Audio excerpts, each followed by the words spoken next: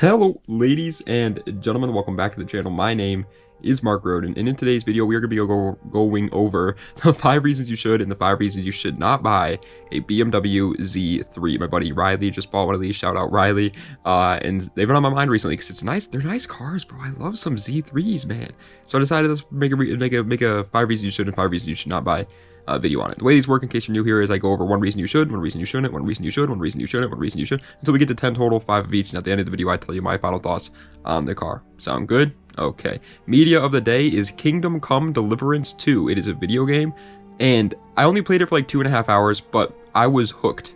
Like, absolutely full-blown addicted to the game after just 2.5 hours.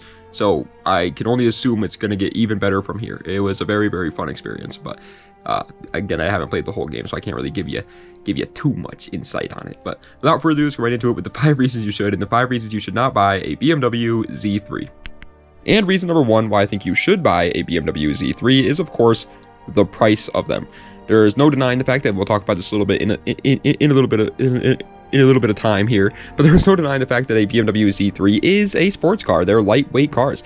They are, in my humble opinion, the German Miata, and for the price that you're paying, you're getting your main competition is a car like the Miata, and you're getting a lot more car than the Miata offers for pretty much the exact same price. You could find a Z3 for $4,000 if you're lucky enough and if you're patient. Realistically speaking, I would say you're probably looking at spending around like $7,000 to $8,000, but even that isn't that crazy when you consider what it is. I mean, it's a BMW making 200 plus horsepower. It's rear wheel drive. Like, it's a good car for its price. It's insanely cheap. However, obviously, let's address the elephant in the room. Reason number 1 why I think you should not buy a BMW Z3 is, of course, the reliability of it. BMW, man. For those who don't know, I am a BMW fanboy. I'm a BMW glazer, is what they're calling it nowadays. I love BMW. It's my favorite brand of all time. I love everything that they make, pretty much. I never really seen a BMW I haven't been a fan of. But even I can admit that they have a questionable reliability. Now, I think modern BMWs are very reliable cars, very decent cars. It's the 2000s BMWs, which is when the Z3 was being built, that have the questionable reliability. This is where they built their reputation for being an unreliable brand, is through cars like the Z3, the E46. It just didn't work half the time. And the Z3 shares motors with the E46 pretty much, and so it's going to have some reliability issues, which is obviously not great. Reason number 2 why I think you should buy a BMW Z3 is the fact that it is a Roadster. I don't care what anyone... along with everyone else, I think coupes look better 9 times out of 10. But I feel like when a car company purposely builds the car to be a Roadster, they almost always nail it. Like, think about the S2000, the BMW Z3, the Mazda Miata. Those cars were built with the Roadster part as the, number 1 part, and then anything else after that, for example, the Z3 Coupe, as a side project. Whereas cars like the 350Z that are hated on for their Roadsters, and other cars like BMW 3 Series Roadsters are just, they build the sedans first, and then the Roadsters are or the convertibles, I should say, are an afterthought. This car is clear that the Roadster is like the one that they put a lot of time into, and it's so freaking cool. Just riding around in a 2-seater car with the top down, come on, dude, it's just so fun. However, reason number 2 why I think you should not buy a BMW Z3 is, unfortunately, the tuning potential of a Z3. Now, obviously, the Z3 does come with a ton of different motors, and some of those are better at tuning and better at power potential, whatever you want to call it, than other motors. Sure, don't get me wrong, but I don't think there's any of them that are really incredible for it. The best motor that the E46 came with was the M3's motor, the S54 I think is what it was called. I can't remember exactly, but that motor, and the Z3 was never offered with that motor, unfortunately. It's just getting any sort of serious power out of your motor for in a BMW Z3 is just going to be a problem. Now, to be fair, the car is extremely lightweight, obviously, so any sort of horsepower gains are going to be noticed much more than something like a 3 Series, for example, but the horsepower gains are going to be hard to come by. But reason number 3 why I think you should buy a BMW Z3 is the obvious reason, and the reason why I feel like 90% of the drivers of BMW Z3s bought them, the other 10% being hairdressers. I thought they looked pretty. The handling. Yeah, there's no denying the fact that these cars are going to handle like an absolute dream. BMW in general, this is the reason why, like, whenever I say I'm a BMW fanboy, I get some comments from people being like, oh, you're just doing it for the trends, you're just hopping on the trends, you don't know what you're talking about. No, the reason why I'm a BMW fanboy It's because I drove one time and immediately just fell in love with the platforms. They're just so fun. It's so hard to describe how it feels to drive a BMW without actually driving a BMW. They are the ultimate driving machine, and these cars handle even better than a regular BMW. The car I drove was an E36. I've driven a couple since then. I've driven like E90s and other cars since then. Actually, even driven an F82 M4, super fun car. But this is unlike anything else for those cars. Those cars are still really good handling cars and extremely fun to drive, but a Z3 is even better for that. The handling aspect, if you like drivers' cars, enthusiast cars, this is a car for you. However, reason number 3 why I think you should not buy a BMW Z3 is, of course, the fact that they are annoying to work on. Are they the hardest cars in the world to work on? No. I would rather work on a BMW than like a V8 Audi, for example. But they are still an absolute nightmare. I remember my buddy Ben had an E46, shout out Ben. He had an E46 328i, and something happened with the transmission. There was something wrong with the transmission he had to replace. And he had to wait like 2 months to fix this part that on a regular car would literally have taken us maybe 2 hours to complete, because he had to wait for a special tool to come in from Germany because it had some special bolt on it that you can only use that tool to get out. It's just like things like that are just going to be so annoying owning a German car. It's not really the Z3's fault. It's, again, just the fact that it's German. Over in Germany, I'm sure they're easy to work on. But over here, as an American, yeah, it's just going to be, you just have to worry about 15 different freaking tools that you got to buy for $7,000 each. It's just a nightmare. Reason number 4 why I think you should buy a BMW Z3 though is actually the stock performance, which is a rare one. A lot of these videos, whenever I do 5 reasons you should and 5 reasons you should not buy videos, a lot of the times I talk about the stock performance of the car, but it's usually in the reasons why you shouldn't buy the car, because I always talk about cheap cars, obviously, and a lot of cheap cars don't make the most horsepower. They're not the fastest cars out there. They're not straight full-blown sports cars straight from factory.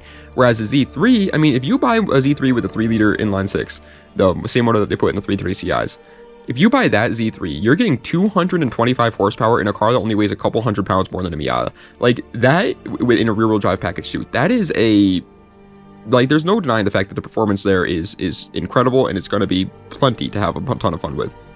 And reason number 4 why I think you should not buy a BMW Z3 is all the old car problems. Yeah, Z3s are now 20 years old, 20 plus years old, even in some cases. And there's no denying the fact that once a car gets to, I would say, like 15 years old, is when it starts to fall apart. It really depends on the car. Obviously, cars like Hyundais that are like only 10 years old are already like showing their age. But BMW, they have a better build quality than the most, but it doesn't matter. This car's still 20, 25 years old. It's going to have rust. Some of the rubber seals are going to be cracked. If you get a convertible one, which you're probably going to, there's a good chance the convertible top leaks, which is obviously horribly unfun. The interior is going to be ripped and smell bad, and especially in a car like this, since it's a convertible, it might be all mildewy and moldy inside, which is not great. It's just, you know, things that come with age are going to happen with the Z3 at this point. Obviously, unless you're buying one that's been garage kept its entire life. But besides that, yeah, I would be careful. And reason number 5 why I think you should buy a BMW Z3, and the final reason for today's video on why I think you should buy a BMW Z3, is of course the fact that they are lightweight with a manual transmission and they're rear wheel drive. You can argue with the wall as much as you want. The vast majority of car guys out there, this is the package that they're looking for. I'm a car enthusiast, you're a car enthusiast, let's be honest with each other here. Rear wheel drive, lightweight, manual transmission, that's what gets our gears turning. Is there front wheel drive cars out there that are awesome? Absolutely, I'm not arguing that. Are there all wheel drive cars out there that are awesome? Absolutely, I'm not arguing that. But rear wheel drive, manual, lightweight, it's just perfect. It's just such a perfect combo. There's just, even bone stock, you're going to have a ridiculous amount of fun with a BMW Z3. It kind of goes back to the handling and the stock performance here. It's just such a fun car out of the box. You don't have to do anything to this car to make it more fun. Can you do things to this car and make it even more fun? Absolutely. You could sift up the suspension, make it handle even better.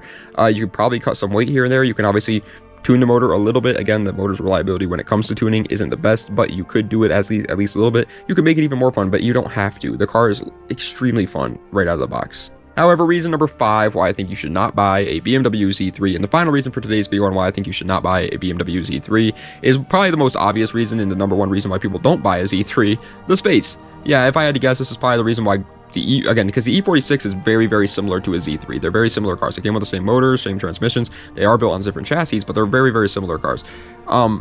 Obviously, people are buying the E46s much more than they buy the Z3s. They're much more popular to modify, much more popular to buy and build in the car community. The reason for that is simply put the space. The E46 has back seats, it has more space, it has a good trunk space. The Z3 is a small sports car, it's a small roadster. It's going to have just as much space as a Miata is, and obviously those cars are not known for that. So if for some reason this is going to be your only car or whatever it may be, yeah, maybe don't buy a Z3. Maybe look into buying something with a little bit more space and more practicality to it.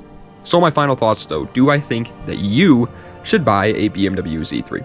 Yes, there are awesome options for a fun project car that I think are a little bit underrated and people don't build up enough. So if you're looking for a fun project car, then yeah, I think they're an incredible option for that. They're a German Miata.